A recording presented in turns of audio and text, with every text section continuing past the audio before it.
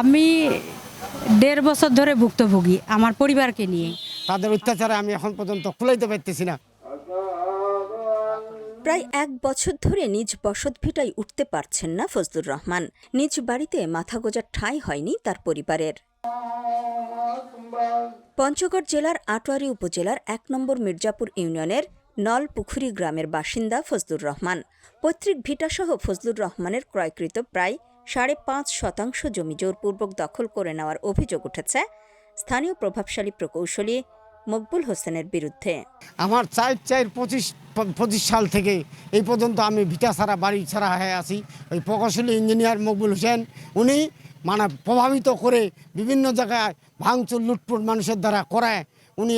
উনি তো চিটাগাঙে চাকরি করে, এখানে এখন আমার থাকার কোনো পরিস্থিতি নেই। কারেন্টের লাইন কাটে দিছে, ডিশ লাইন কাটে দিছে, বাড়ি ঘরে তাদের অত্যাচারে আমি এখন পর্যন্ত কুলাইতে পারতেছি না। এদিকে বিবাদীরা বলছেন উল্টো কথা।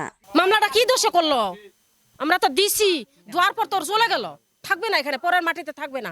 ওর সাহিত্যের মা বলছে যে আমরা পরের জায়গাতে থাকবো না। যখন থাকবে না চলে গেল, যাই আমার পর 4টা মামলা করলো। মামলা করার পর আমরা এখানে করছি, গাছ লাগাইছি। সবার কাছে বিচার চেয়েও মেলেনি স্থায়ী কোনো সমাধান। তাই আদালতের মাধ্যমে সমাধানের জন্য পরামর্শ দিয়েছেন ওই এলাকার চেয়ারম্যান। এটা তো অবশ্যই অন্যায়, কিন্তু এর প্রতিকার তো এখন আমার চেয়ারম্যানের কাছে নাই। ওকে ওই জন্য আমি পরামর্শ দিচ্ছি যে তুমি কোর্টে যাও। স্থানীয়রা বলেন, প্রভাবশালীদের কারণেই তারা নিজ বাড়িতে উঠতে পারছেন না। এটি অবশ্যই অন্যায় এবং এর সুষ্ঠু বিচার প্রয়োজন। আমি বলি আসলে এটা অমানবিক হয়েছে। একটি মানুষকে তার পিতার পৈতৃক সম্পত্তি থেকে, পৈতৃক বাড়িঘর থেকে সরায় দেওয়া সারা জীবনের জন্য, এইটা আসলে তীব্র নিন্দার জায়গা তৈরি হয়। ভয়ভীতি ও হয়রানির মধ্যেই দিন কাটছে ফজলুর রহমান ও তার পরিবারের।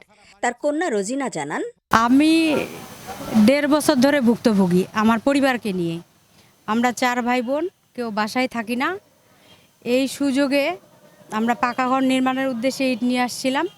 আমাদের বিবাদী পক্ষ আমাদেরকে ঘর নির্মাণ করতে দেয়নি। অনেকবার বিচার সালিশ হয়েছে, সালিশের মাধ্যমে আমার বাবাকে জমি লিখে দিছে, স্ট্যাম্পে লিখিত আছে। তারপরও আমরা সেখানে থাকতে পারিনি, আমাদেরকে উচ্ছেদ করে দেওয়া হয়েছে। তবে মামলার পর আদালতের নির্দেশনায় তদন্ত কার্যক্রম চলমান রয়েছে বলে জানিয়েছেন এই কর্মকর্তা।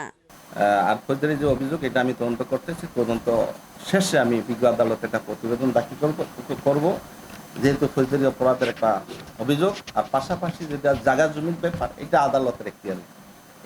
এটা আদালত জায়গা জমি কে পাবে কি পাবে না, এটা আদালত দেখবে। একদিকে আদালতের নির্দেশনা, অন্যদিকে জমি দখল ও পাল্টাপাল্টি অভিযোগ। সব মিলিয়ে অনিশ্চয়তায় দিন কাটছে পরিবারটির। এখন প্রশাসনের কার্যকর পদক্ষেপ ও আদালতের রায় বাস্তবায়নের অপেক্ষায় ভুক্তভোগীরা।